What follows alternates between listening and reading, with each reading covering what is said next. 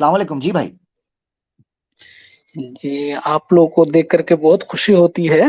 आप लोग बहुत अच्छा काम कर रहे हैं। बस मेरा एक सवाल था जी जी। कि जैसा कि इस्लामी कैसर भाई आप दोनों में से कोई भी जवाब दे सकते हैं। इस्लामी कवानीन जो है, जैसा कि हुजूर सल्लल्लाहु अलैहि वसल्लम के ज़माने में कुछ आयतें आती थी, नाज़िल होती थी, फिर उसको मनसूख कर दिया जाता था। इसी तरह कई हदीसों का ज़िक्र मिलता है, फिर उसको मनसूख कर दिया जाता था। लेकिन अब साढ़े 1400 साल हो गए हैं ना, अब क्या इस्लाम का जो कानून है उसमें क्या कोई तब्दीली वगैरह का इम्कान है कि नहीं? जैसा कि रेप वाला मामला है, ये जिना वाला मामला है, इस्लाम में यह है कि 4 गवाह पेश किया जाए, लेकिन आज जैसा कि रेप होता है, इस्मतदारी होती है, तो अब ज़रूरी नहीं है कि 4 आदमी ने देखा हो, उसके लिए डीएनए टेस्ट वगैरह ये सब होता है।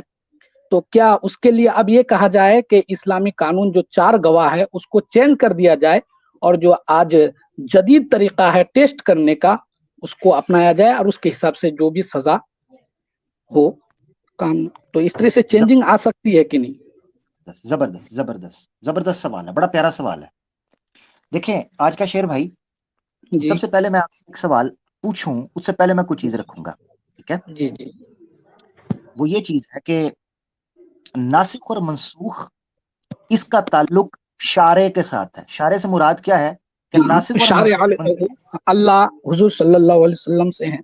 जी, जी, जबरदस्त जबरदस्त, मेरा काम आसान हो गया आपके लिए। तो नासिख और मनसूख का ताल्लुक चूंकि शारे से होता है, वो शरीयत के अंदर अमेंडमेंट होती है, तो उसका ताल्लुक रसूल, यानी कि रसूल चूंकि अल्लाह के ताबे होते हैं, वमा यंतिकु अनिल हवा इन हुआ इल्ला वहयु यूहा, ठीक है? तो वो मकसद कहने का ये है कि अल्लाह के रसूल पाक सल्लल्लाहु अलैहि वसल्लम के बाद किसी को इख्तियार नहीं है कि वो नसख कर सके। याद रखे, नसख, जी, नासिख और जी, जी, मनसूख ये शारे कर सकता है। तो एक तो उसूल हमारे सामने आ गया, ठीक है। जी, अब आ जाते हैं आपके वो एक एग्जाम्पल को समझने के लिए, हम इस मसले को भी समझ लेंगे। आपने कहा मिसाल के तौर पर आज डीएनए के जरिए या फोटेज के जरिए या जी, जी। फिंगरप्रिंट्स के जरिए या ब्लड सैंपल्स के जरिए मसले हल हो जाते हैं, तो 4 गवाह क्या ज़िना के लिए चाहिए होंगे? मैं आपसे एक सिंपल सवाल करता हूं जिसमें आपका ही जवाब होगा। आप मुझे बताएं, एक रेपिस्ट रेप करता है, हुँ, 1 जी। साल बाद एतराफ करता है, अपने जुर्म जी, का एतराफ करता है, क्या 4 गवाह जी। चाहिए होंगे? अगर वो एतराफ़ करे तो उसके लिए 4 गवाह नहीं है, उसके लिए इकरार के लिए वो 4 मर्तबा कहना होगा कि हाँ, मैंने रेप किया है, जो वो भी इस्लामी कानून ही के दायरे में आता है। नहीं नहीं, 1 मिनट सुन ले। मेरा मकसद था जी, जो जी। समझाने का, उसको पिक कीजिएगा। यानी अगर एक मुजरिम एतराफ करता है तो गवाह वाली शर्त साकित हो गई। हाँ, गवाह वाली शर्त साबित हो गई। जबरदस्त। इसका मतलब यह है कि जो 4 गवाह की शर्त है वो सर्कमस्टांशियल एविडेंस या सपोर्टिव एविडेंस के तौर पर थी। अगर मुजरिम एतराफ कर ले तो 4 गवाह के बगैर भी हद नाफिज हो सकती है, यह हाँ, इस्लामी ठीक। कानून नाफिज हो सकता जी, ठीक। है। इस उसूल को सामने रखते हुए आपने समझना है कि अगर जुर्म के दलाइल इस कदर मजबूत हों कि गोया मुजरिम एतराफ कर रहा है, उसका डीएनए बोल रहा है, उसके फिंगरप्रिंट्स बोल रहे हैं, ठीक है, अच्छा, तो 4 जी। गवाहों की शर्त साबित हो जाती है। सिमिलरली जैसे जुर्म मुजरिम जो है एतराफ करता है, यह है इस्लाम का कानून। इसको बोलते हैं तगय्युर अल अहकाम बितगय्युर ज़मानी वल मकान। अगर जी, हालात आपको वाफर सबूत फराहम कर दें, सफिशिएंट जी, एविडेंस इस जुर्म के लिए, तो मुजरिम चाहे एतराफ न भी करे, उस बुनियाद के जी। ऊपर उसके ऊपर हद कायम हो जाएगी। अच्छा, गवाह क्या काम करते हैं? गवाह ये काम करते हैं, मिसाल के तौर पर 4 गवाह आते हैं, मगर जी, मुजरिम एतराफ नहीं कर रहा, तब भी हद हुँ, लगाई जाएगी, ऐसा ही है ना? हुँ। जी। ठीक है। 4 जैसे गवाह 4 अगर गवाह, मुजरिम अगर जी, क्या 4 गवाह गवाही दे रहे हैं कि इसने जुर्म किया है, मुजरिम अगर हाँ इनकार करे तो उसकी बात नहीं मानी जाएगी। हाँ, जबरदस्त जबरदस्त। क्यों? उसकी वजह यह है कि अमूमी तौर पर जो क्रिमिनल माइंड होता है वो एडमिट नहीं करता कि वो गिल्टी है, जी, जी। जी, अमूमी जी, तौर पर, ठीक ठीक है ना? है। इसका मतलब यह है कि 4 गवाहों ने जुर्म साबित करने का काम किया। तो इसका जी। मतलब यह है जो फिलॉसफी थी 4 विटनेसेस की, वो हुँ, अगर हुँ, किसी चीज जो कोई चीज पूरा कर रही है तो ना हुँ, गवाहों की जरूरत रहती है ना मुजरिम के इतराफ की जरूरत रहती है। ये है हुँ, वो फिलॉसफी, इसको समझना है। पुराने जमाने के अंदर चूंकि फॉरेंसिक इतनी ज्यादा डेवलपमेंट नहीं हुई थी, फिंगरप्रिंट्स के जरिए जी, डीएनए ये जी, वो तो सब नहीं था, तो जी, लिहाजा उस वक्त के हालात को सामने रखते हुए एक तरीका कार रखा गया कि सोसाइटी में जुर्म को और सजा को ज्यादा से ज्यादा इंसाफ और अदल के करीब बनाने के लिए इस चीज को जी, रखा जाए। یہ بڑا امپورٹنٹ تھا، ٹھیک ہے نا. تو اس لیے آج کے دور کے اندر اگر ایسی صورتحال ہمارے پاس آ جاتی ہے تو میں سمجھتا ہوں گواہوں کی ضرورت ہی ختم ہو جائے گی. گواہ جھوٹ بول سکتا ہے، ڈی این اے جھوٹ نہیں بول سکتا. ہاں ہاں ہاں. اس گواہ سے زیادہ زبردست evidence D N a finger prints ہے، گواہ سے بھی زیادہ. ٹھیک ہے، گواہ کو خریدا جا سکتا ہے، ڈی این اے کو خریدا نہیں جا سکتا. یہ ٹھیک آپ ہے نے میرے بھائی. بہت اچھی طرح سمجھایا ہے. ہاں، جس طرح سے اعتراف کرنے سے اس کو سزا مل سکتی ہے، 4 بار کہہ دے کہ ہاں، اسی طرح اس کے اسی طرح کیا کہتے ہیں کہ ڈی این اے وغیرہ کے ذریعے نا یہ ہو سکتا ہے. جی جی بالکل ٹھیک بالکل. ہے. بہت تو عامر بھائی میں یہ کہوں گا کہ یہ کیا کہتے ہیں کہ مطلب آپ نے یہ اپنے علماء کرام کے حوالے سے بتایا، آیا آپ کے ذہن میں القا ہوا تھا، مطلب خود آپ کو یہ جواب سمجھ میں آیا، یا کسی کتاب میں پڑھے ہوں گے؟ اگر پڑھے ہوں گے تو ریفرنس دے دیں گے تو بہتر ہوگا اس طور پر اس کا. ہاں، یہ بات جو ہے یہ بہت پہلے میرے ذہن میں آئی تھی جب میں پڑھ رہا تھا. ایک کتاب ہے امام شاطبی کی الموافقات. ٹھیک ہے، اس کتاب میں نے نہیں پڑھی، مگر اس کتاب کو اسٹڈی کرتے ہوئے، کیونکہ میں جب کتاب پڑھ رہا ہوں پڑھ رہا ہوں تو اس وقت خود سوچتا بھی ہوں چیزوں کو نا، جب کوئی بھی انسان پڑھتا ہے، یہ نارمل پروسیس ریڈنگ کا. تو اس وقت جب یہ حدود کے نفاذ کی بات ہوئی تھی کہ اسلامی قانون حدود کیسے نافذ کرتا ہے، تو اس وقت سوچا گیا کہ یہ چیز کیوں رکھی گئی تھی 4 گواہ. کیونکہ آج کل ملحدین کی طرف سے یہ بھی اعتراض کیا جاتا ہے کہ ایک لڑکی جس کا ریپ ہوا ہے وہ پہلے 4 گواہ ڈھونڈے گی، اگر نہ ہو تو بیچاری ماری جائے گی. نہیں، اسلام نے 4 گواہ کسی وجہ سے رکھے تھے. ٹھیک ہے نا، اس کے پیچھے وجہ یہ تھی. ایک اور وجہ بھی تھی جو میں نے آپ کو کہا، جب میں نے آپ کو بتایا تھا نا کہ 4 گواہ رکھنے کی اس وقت وجہ کیا تھی. یہ 4 گواہ سمجھ لیں یا ایویڈنس، آسان لفظوں میں سمجھیں، ایویڈنس اور ثبوت، پروفس کسی کرائم کو ثابت کرنے کے لیے یہ بیس ہے. اب وہ گواہ کی شکل میں ہوں یا کوئی D N a finger print کی شکل میں ہوں، یہ رکھنے کی ضرورت کیوں پوچھی؟ پتہ کیوں؟ اس کی وجہ یہ ہے کہ عدالت صرف منہ بولی باتوں کو نہیں مانتی بلکہ ایویڈنس کو مانتی ہے. اس کی وجہ یہ ہے کہ کہیں ایسا نہ ہو کہ کسی بندے کو فریم کیا جا رہا ہو غلط کیس کے اندر. ایسا ہونا شروع ہو گیا تھا کہ لوگ عورتوں پر یا مردوں پر جھوٹے الزام لگا دیتے تھے. ٹھیک ہے، یہ بھی ہو رہا تھا. دفعہ ایسے ہوا ہے کہ ریپ کے بھی یا ہراسمنٹ کے کیس بھی فیک داغے گئے ہیں. کوئی عورت ہے مثال کے طور پر، اس نے کسی کو جو ہے نا وہ کسی سے ادھار لیا تھا اور اس کو پیسے نہیں لوٹا رہی، یا کوئی چوری کرتے پکڑی گئی ہے. بازاروں میں کچھ عورتیں ہوتی ہیں وہ سامان چوری کر رہی ہیں، ایسے پکڑی گئی تو فٹافٹ شو ڈال دیں گے اس نے میرے ساتھ چھیڑا، وہ بیچاری الٹا ہی کیس ہو جاتا ہے. یعنی ایسی صورتحال کو سوسائٹی میں غلط فہمی کو بچنے کے لیے زیادہ کوشش کی گئی کہ فوکس کیا جائے کہ آپ مجرم کو سزا ملے مظلوم کو. یہ میں آپ کو ایک قاعدہ بتاتا ہوں. ہمارے ہاں یہ مانا جاتا ہے کہ جو ملزم یا معصوم کو سزا دینے سے بہتر ہے کہ مجرم مگر معصوم کو سزا نہیں ملنی چاہیے.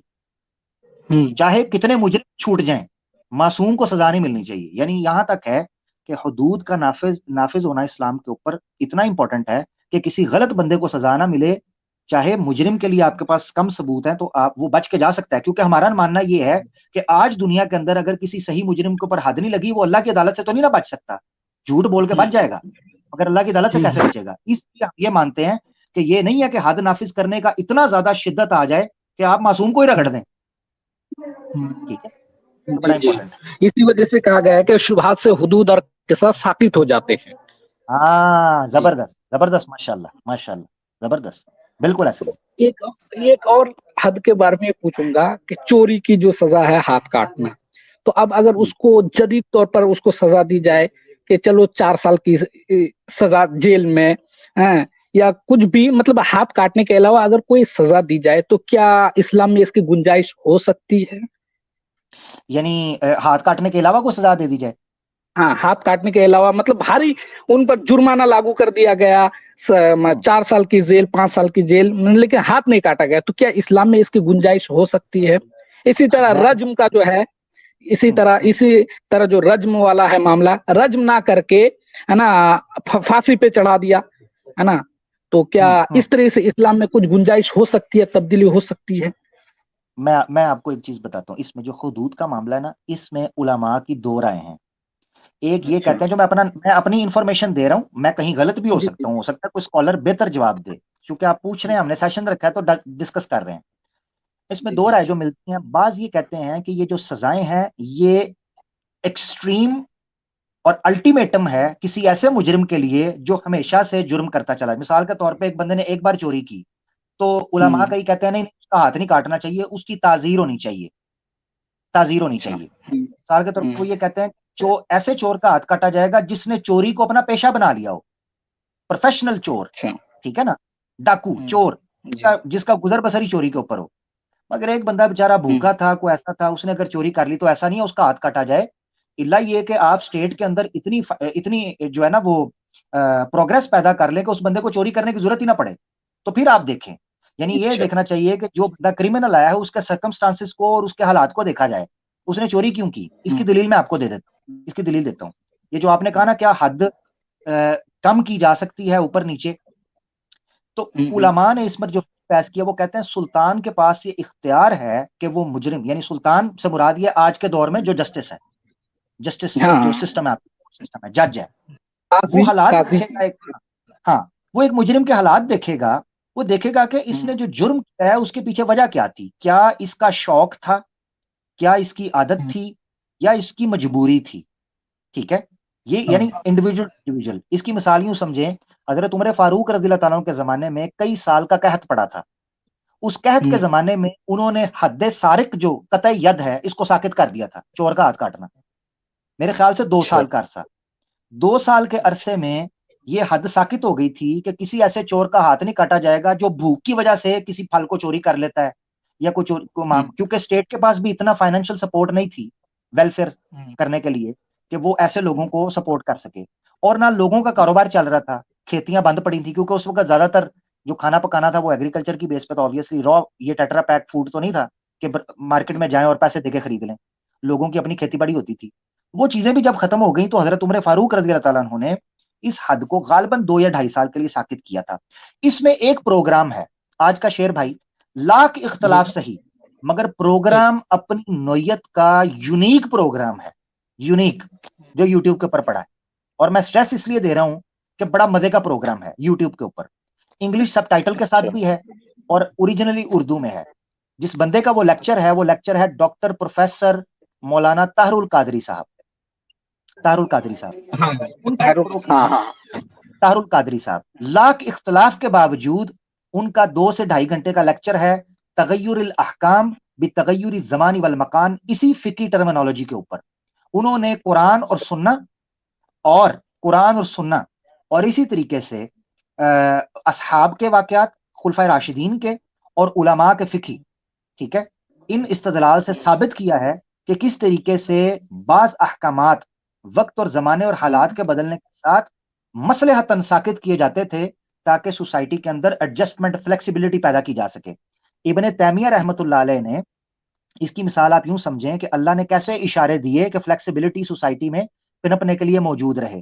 ابن تیمیہ رحمۃ اللہ علیہ نے ایک کتاب لکھی ہے الجواب الصحیح لمن بدل دین المسیح. اس کتاب میں عیسائیوں کی طرف سے عام طور پر جو اعتراض کیا جاتا تھا اس کا جواب دیتے ہوئے ابن تیمیہ رحمۃ اللہ علیہ جو 728 کے متوفہ ہیں, انہوں نے وہاں ایک ایکسپلینیشن دی کہ عیسائی مشنریز عام طور پر مسلمانوں کو اور یہودیوں پر یہ اعتراض کرتی تھیں کہ یہودیوں کی شریعت کے اندر صرف عدل ہی عدل ہے, یعنی شریعت نافذ کرنی ہے, جو شرک کرے اس کو بھی مار دو, جو چوری کرے اس کو بھی مار دو, جو بلاسفیمی کرے اس کو بھی مار دو, جو یہ چیزیں کرے اس کو بھی مار دو. یعنی یہ یہودیت کے اولڈ ٹیسٹیمنٹ کے اندر یہ احکامات تھے. تو انہوں نے کہا کہ آپ کے پاس بھی اس طرح کی سزائیں ہیں, مسلمانوں کے پاس بھی, اور جو عیسیٰ علیہ السلام لے کے آئے وہ بیلنسڈ صرف اور صرف فضل تھا. وہاں ٹرم استعمال کیا ہے عدل ورسز فضل, یعنی جسٹس ورسز بلیسنگ, فارگیونیس. تو عیسائیت یہ کہتی تھی کہ ہم نے جسٹس کی بجائے فارگیونیس کو ترجیح دیتے ہیں, کہ اگر قاتل کو بخش دیا جائے, ریپسٹ کو معاف کر دیا جائے, چور کو معاف کرنا چاہیے, جو آپ سے آپ کا مال لوٹے اس کو معاف کر دو, فارگیونیس کا اصول دیا, تو یہ زیادہ بہتر ہے. ابن تیمیہ نے وہاں جواب دیتے ہوئے بڑی شاندار بات کی ہے یہ حدود سے متعلق. ابن تیمیہ کہتے ہیں کہ اگر تورات میں عدل تھا, یعنی یہودیوں کے پاس, اور عیسائیت میں فضل ہے, اسلام کا خاصہ یہ ہے کہ اس کے پاس عدل اور فضل ہینڈ ان ہینڈ سائملٹینیسلی چلتے ہیں. مثال کے طور پر وہ کہتے ہیں عدل کیا ہے اسلام میں, کہ قاتل جو ہے اس کو قصاص کے طور پر قتل کیا جائے, مگر ساتھ ہی فضل آ گیا. یعنی آپ یہ دیکھیں تورات کے اندر عدل تھا, فضل نہیں تھا. عیسائیت میں فضل تھا, عدل نہیں تھا, یعنی سو کالڈ جو ان کا سسٹم بنا. اسلام میں یہ تھا کہ قصاص کے نتیجے میں اس بندے کو قتل کیا جائے، مگر ساتھ ہی آگے کہا کہ اگر تم میں سے کوئی معاف کرنا چاہے تو اس کو معاف کر سکتا ہے اور دیت لے سکتا ہے، اس کو حق دے دیا کہ معاف کر دے۔ اسی طریقے سے عدالت میں آنے سے پہلے اگر کوئی مجرم کو کوئی جو وکٹم ہے وہ معاف کر دیتا ہے، اس معافی کو کنسیڈر کیا جاتا ہے۔ اسلامی عدالتیں یا اسلامک سسٹم جو ہے وہ حدود نافذ کرنے میں اس سے زیادہ تیز نہیں ہوں گے جب تک عدالت میں کیس نہیں آتا۔ اس کی دلیل بھی احادیث سے ملتی ہے۔ اس سے یہ پتا چلتا ہے کہ اسلام میں جو قانونی یعنی کرمنل لا ہے جو امپلیمنٹ کرتا ہے، ایگزیکیوٹ کرتا ہے حدود کو، وہ اس چیز کو اپنے سامنے رکھتا ہے کہ آپ نے حالات اور واقعات سے کبھی کنی نہیں کترانا، اگنور نہیں کرنا۔ ایسا نہیں ہے کہ گھوڑا اور گدھا برابر کر دیں۔ ایک وہ چور جو بیچارہ مجبوری میں چوری کر رہا ہے، ماں کی دوائی کے لیے مجبور ہو گیا، کھانے کے لیے پیسہ نہیں ہے، چوری کر رہا ہے، اور ایسے چور کو جس کا پیشہ ہی چوری ہے، دونوں کو ایک لائن کے اندر نہیں بٹھا سکتے۔ یہ ہیومن سائیکی کا، ہیومن سوسائٹی کی یہ ڈیمانڈ ہے، ویسے سوسائٹی رن نہیں کر پائی۔ اب مسئلہ یہ پڑتا ہے کہ ہمارے ہاں ایک سب سے بڑا بلنڈر یہ مارا جاتا ہے حدود کے تناظر کے اندر کہ اسلامک حدود کے نفاذ کی بات تو بڑی زیادہ کر رہے ہوتے ہیں، یعنی مسلمان لوگوں کی بات کر رہا ہوں، ہمیں جو کمی کوتاہی ہے اس کا بھی یہاں پر نشاندہی کرنا ضروری ہے۔ وہ سب سے بڑا بلنڈر یہ ہے کہ ہم لوگ اسلامی حدود کے نفاذ کی بات تو کر رہے ہوتے ہیں، مگر اسلامی حدود سے پہلے جو اسلام نے سد ذرائع اور سد باب کیے تھے ان کی امپلیمنٹیشن کہاں ہوگی؟ مثال کے طور پر آپ یہ تو کہتے ہیں کہ رجم کی سزا دی جائے، مگر شادی کو آسان کرنے کا جو طریقہ اسلام نے بتایا تھا اس کو کیوں نہیں اپناتے؟ شادی مشکل کرو گے تو زنا کیسے روکو گے؟ کون رکے گا زنا سے؟ شادی کو آسان کرو، اس کے خرچوں کو کم کرو، اس میں بدعات اور مختلف ہندوانہ رسومات کو کم کرو، تاکہ اسلامک شادی ہوگی، آسان شادیاں ہو جائیں گی، زنا مشکل ہو جائے گا۔ نمبر 1، اسلام یہ کہتا ہے کہ جو مالدار لوگ ہیں وہ اپنے مال کو اللہ کے رستے کے اندر خرچ کریں، اسٹیٹ پروگریسو ٹیکسیشن کرے، امیر سے مال لے کر کئی لا یکون دولتکم بین الاغنیاء۔ قرآن میں اللہ تعالیٰ کہتے ہیں یہ نہ ہو کہ امیر کی دولت امیر کے ہاتھوں میں ہی گھومتی رہے، آپس میں بزنس کرتے رہو۔ قرض حسنہ کا تصور دیا تاکہ غریب کے پاس جب اس کا حق پہنچے گا وہ کبھی فرسٹریٹ ہو کے چوری نہیں کرے گا، جب وہ چوری نہیں کرے گا تو ہاتھ کاٹنے کی ضرورت نہیں پڑے گی۔ اسی طریقے سے ماں باپ کا احترام کرو۔ چاہیے یہ تھا پیرالل طور پر اپنا مائک آ رہی ہے، ہاں شور آ رہا ہے پیچھے سے، یعنی چاہیے یہ تھا کہ جہاں اسلامک حدود نافذ ہوں وہاں اسلام کے وہ سد ذرائع اور سد باب بھی نافذ ہونے چاہیے تھے جو حدود میں ملوث یعنی جرم میں ملوث ہو کر حدود کے نفاذ کا سبب بنے۔ تو اسلام بیلنس کرتا ہے ایک سوسائٹی کے اندر کہ آپ نے جہاں جرم نہیں کرنا اس لیے کہ آپ پر حد لگے گی، وہاں آپ کو یہ اسباب مہیا کرتا ہے کہ جرم کیوں نہیں کرنا، یعنی وہ جرم کی جسٹیفیکیشن کی جڑوں کو بھی نکال دیتا ہے۔ ایک چور چوری کرنے کی جسٹیفیکیشن یہی دے سکتا تھا نا کہ میرے پاس کھانے کو روٹی نہیں، وہ اس کی جسٹیفیکیشن کو اکھاڑ دیتا ہے کہ ایک امیر کو چاہیے کہ وہ پیسہ دے، اس کو سپورٹ کرے۔ ایک زانی کے پاس زنا کرنے کی کیا جسٹیفیکیشن تھی کہ میرے پاس اچھی لڑکی نہیں جس سے میں شادی کر سکوں، شادی میں لاکھوں روپے لگتے ہیں، میرے پاس نہیں ہے۔ گرل فرینڈ بوائے فرینڈ کے کلچر یا لیو ان کے کلچر میں آسان ہے کہ تھوڑا سا پیسہ لگایا، ٹیمپریری انجوائے کیا، اپنی زندگی گزاری۔ اس کے پاس زنا کی یہ جسٹیفیکیشن تھی نا، اس کی جسٹیفیکیشن بھی اکھاڑ کر سائڈ پر رکھ دی جائے۔ یہی چیز چبھتی ہے ان لبرالٹوں کو اور ان سیکولرسٹوں کو اور ان فیمنسٹوں کو کہ وہ ہماری اس ویلیڈیشن اور جسٹیفیکیشن کو اکھاڑ کر سائڈ پر کر دیتے ہیں جس کے نام پر ہم نے فحاشی پھیلانی تھی۔ اسلام صرف اس چیز کے خلاف بات کرتا ہے کہ تم جو چسکے اور کرمنل مینٹالٹی کے ساتھ یہ فحاشی اور لبرٹی چاہتے ہو، اسلام اس کو پسند نہیں کرتا۔ جو شوق پورے کرنے ہیں حلال دائرے کے اندر رہ کر کرو۔ یہ تھی بھائی ساری کی ساری حدود کی فلسفی، اور جہاں کمیاں کوتاہیاں تھیں اور حدود کے اندر جہاں ہم اجتہاد کی بنیاد کے اوپر کام لے سکتے تھے۔ ٹھیک ہے، جزاک اللہ۔ آپ کا مائک میوٹ ہے، میں ان میوٹ کر دیتا ہوں۔ میں نے کافی لمبی بات کر دی کیونکہ مجھے آپ کا سوال ہے وہ لگا کہ اس پر تھوڑی سی بات ہونی چاہیے۔ نہیں، آپ نے بہت اچھی طرح سمجھایا، سمجھ میں آ گیا۔ مطلب یہ ہے کہ جہاں پہ قرآن میں بتایا گیا سزا کے بارے میں وہ خاص حالتوں میں ہے، عام حالت میں نہیں ہے۔ جی، خاص حالتوں میں ہے، اس کی امپلیمنٹیشن اللہ کے رسول نے کی نا۔ ہم نے دیکھا ہے کہ کتنے ایسے شرابی تھے جن کی شراب کی خبر اللہ کے رسول کو پہنچی، مگر آپ نے ان کو سزا دینے کے باوجود ان کی اصلاح کا پہلو اوپر رکھا، سزا سے زیادہ اصلاح کا پہلو۔ اسی طریقے سے ہمیں خبر ملتی ہے کہ ایک عورت ہے وہ اللہ کے رسول کے پاس آتی ہے اور آ کر کہتی ہے میں نے زنا کر لیا ہے، تو اللہ کے رسول اسے گھر واپس جانے کا کہتے ہیں اور ابتدا میں اس کی معافی کا اشارہ کرتے ہیں۔ اگر حدود بہرحال हर सूरत में नाफिज ही करनी होती हैं, हर मुजरिम के ऊपर या हर ऐसे बंदे के ऊपर जो गिल्टी है। तो अल्लाह के रसूल कभी उस औरत को ना कहते कि तुम वापस चली जाओ, ठीक है। जी उसको वापस जाने का इसलिए कहा कि उस औरत को अपनी गलती का एहसास हुआ था कि वो गुनाह के अंदर मुलव्वस हुई है। एक सहाबी थे जिनके बारे में ये बात है, गो कि मुझे पता है मुल्हिद लोग इस बात को कहीं उचक के ले जाएंगे, मगर इससे इस्लाम की हुदूद की और सोसाइटी में किस तरीके से बिहेवियर मॉरल रिफॉर्म्स करनी है उसका एक इशारा मिलता है, तो ये बात मैं करूंगा। ऑथेंटिक सोर्सेज से एक हदीस आपके पास पहुंचती है जिसमें एक सहाबी आके अल्लाह के रसूल को कहते हैं कि जमाने जाहिलियत में, यानी जब मैं नॉन मुस्लिम था, उस टाइम के ऊपर मेरी एक गर्लफ्रेंड थी। मैं अब वो मुसलमान हो गए। अब वो मुसलमान हुए जब, तो वो एक इलाके से गुजर रहे थे, वहां पर उनको वो उनकी जो एक्स गर्लफ्रेंड थी, जो इस्लाम से पहले उनकी गर्लफ्रेंड थी, वो उनको नजर आई। वो नजर आई तो वो लपकी इनकी तरफ, क्योंकि एक पुराना रिश्ता था। वो इनकी तरफ आई और आकर इनके साथ बात करने लगी। जब आकर इनके साथ बात की, वो बातों बातों में, वो पुरानी यादों में वो थोड़ा सा बहक गए, और उस बहकने के अंदर उन्होंने उस लड़की का, गैर महरम थी, चाहे वो मुसलमान हो चुके, उन्होंने उसका हाथ पकड़ा, उसके साथ किस भी हो गई, मगर नाउज़ ज़िना नहीं हुआ, सिर्फ थोड़ा सा किस हो गई, थोड़ा सा हाथ इस तरह इस्तेमाल हुआ, हाथ को उन्होंने पकड़ लिया या टच किया उसको। जी वो इतना रोए, इतना परेशान हुए, इतना शर्मिंदा हुए कि अल्लाह के रसूल के पास आकर कहा, अल्लाह के रसूल मुझे पाक करें, मुझसे खता हो गई है, मुझसे गुनाह हो गया, मुझे पाक करें। हालांकि जना नहीं हुआ था, मुझसे खता हो जी गई। हालांकि ये है कि इब्तदा हुई, इनिशिएट हुई, मगर वो बहकने से बच गया, अल्लाह ने उनको महफूज रखा। तो अल्लाह के रसूल ने कुरान की एक आयत पढ़ी, और बाद जगह पर आता है कुरान की एक आयत नाज़िल हुई कि इन्नल हसनात युज़हिबन सय्यिआत, इन्नल हसनात युज़हिबन युद्ध है ना सय्यिआत, सही है। युज़हिबन सय्यिआत। नेकियां करो, नेकियां बुराइयों को झाड़ देती हैं, ले उड़ती हैं। इसका मतलब क्या था कि वो गुनाह जो जाने अनजाने में तुमसे हो गए हैं और वो कबायर की सतह पर नहीं पहुंचे, जिन पर तौबा, तो तुम नेकियां करोगे, अल्लाह ताला नेकियों के बदले में उनको बैलेंस कर देगा, क्योंकि इंसान बहक सकता है, ये जी उसकी फितरत में है। तो भाई ये चीज है। इससे ये भी चीज पता चलती है कि फौरन ताजीर और फौरन हुदूद की तरफ इस्लाम नहीं गया, बल्कि इस्लाम ने हमेशा कोशिश किया है कि वो अगले इंसान की साइकोलॉजी को समझे कि क्या वो आदि मुजरिम था या बहक गया था। क्योंकि उसी अल्लाह ने, ये क्यों है, तो उसी अल्लाह ने इंसान के अंदर फ्री विल रखी है। उसको पता था कि ये दुनिया की शहवतों में, दुनिया की जीनतों में बहकेगा, भटकेगा।